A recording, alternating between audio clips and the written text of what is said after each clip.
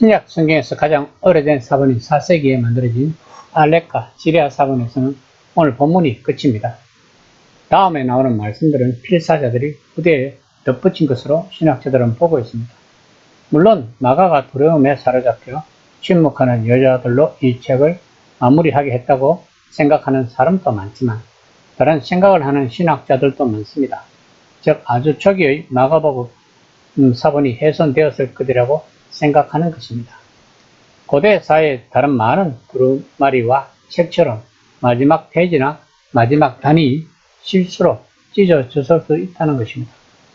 초기 사본의 마지막 부분인 오늘 말씀은 예수님의 부활에 대한 내용입니다. 예수님은 자신이 고난을 받고 죽임을 당하고 죽은 사람들 가운데서 일으켜지리라는 사실을 제자들에게 가르치려고 애썼다는 것을 마가는 반복해서 독자들에게 말해주고 있었습니다. 그러나 제자들은 이해하지 못했습니다. 제자들은 아마 예수님이 수수께끼를 내고 있다고 생각했을 것입니다. 그러나 예수님은 그렇지 않았고 마가는 독자들이 그 사실을 분명히 알기 바랬던 것입니다. 16장 1에서 3절입니다.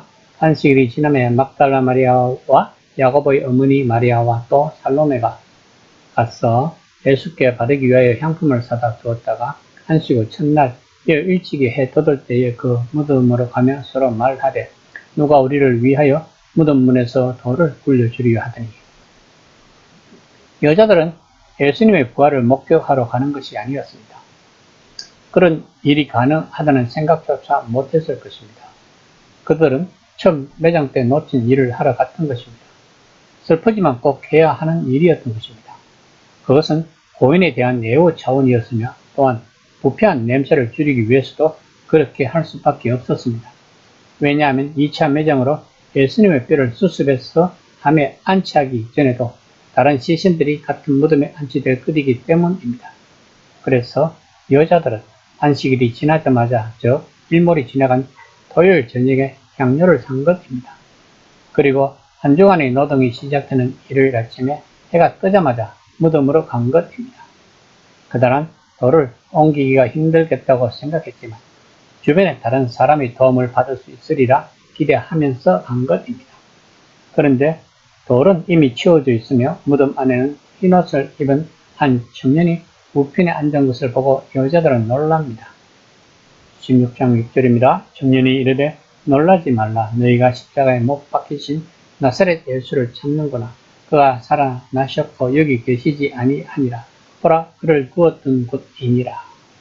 전사는 이미 여자들이 무덤에 온 이유를 알고 있었으며 놀라지 말아야 할 세 가지를 말합니다. 첫째, 예수님은 살아나셨다는 것입니다. 이것은 또다시 일어날 수 없는 사실을 나타내고 있으며 하나님에 의해 살리심을 받은 상태가 영원히 지속된다는 의미인 것입니다.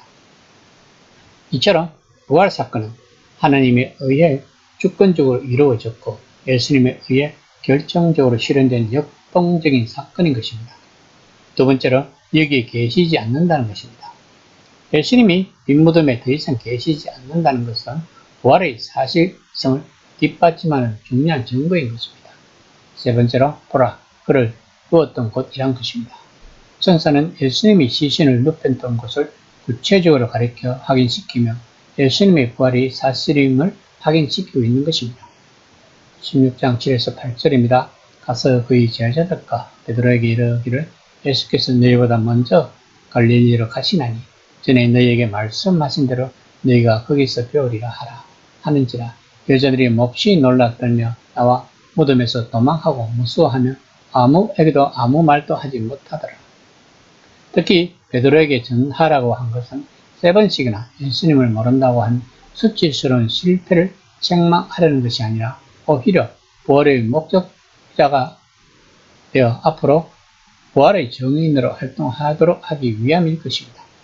그러므로 베드로의 이름을 언급한 것은 그에게 최고의 지위를 주기 위해서가 아니라 그가 예수님을 부인해서도 구원받지 못하는 것은 아니라는 확신을 주기 위해서일 것입니다. 여자들은 당연히 혼비백산에서 집으로 달려갔을 것입니다. 현대의 학자들은 마가가 정말로 여기에서 글을 마치려 했고, 독자들이 그런 결말에 따른 불확실성의 어둠 속에 빠져 있기를 바랐다는 주장을 하려고 부단히 노력했습니다. 마가복음은 신비의 책이라는 것입니다. 마가복음은 가벼운 해피엔딩 대신에 훨씬 더 강력한 것을 우리에게 주었다고 그들은 말합니다. 마가의 책이 오늘 본문에서 끝났다면 우리는 예수님이 정말로 죽은 사람들 가운데서 일으키셨다고 믿는 초대교회의 믿음만 탐험하는 것이 아니라 우리 자신의 믿음도 탐험해야 할 것입니다. 이 이야기의 끝은 비어있고 우리는 스스로 그 결말을 채워 넣을 수 있을 것입니다. 즉, 우리는 부활절을 당연하게 받아들이는가 아니면 하나님이 기이한 세일에 경이로워하는가? 부활하신 주님에 대해 우리는 무엇을 아는가? 그분이 지금 우리보다 앞서서 가시는 곳은 어디인가? 그리고 하나님 나라 복음을 땅끝까지 전하기 위해 오늘 우리에게 주시는 일은 무엇인가에 대해 우리들은 끊임없이 탐험을 해야 할 것입니다. 이 시간 나는 부활 사건에 대해서 어떤 탐구 생활을 하고 있는지 한번 생각해보는 시간이 되었으면 합니다.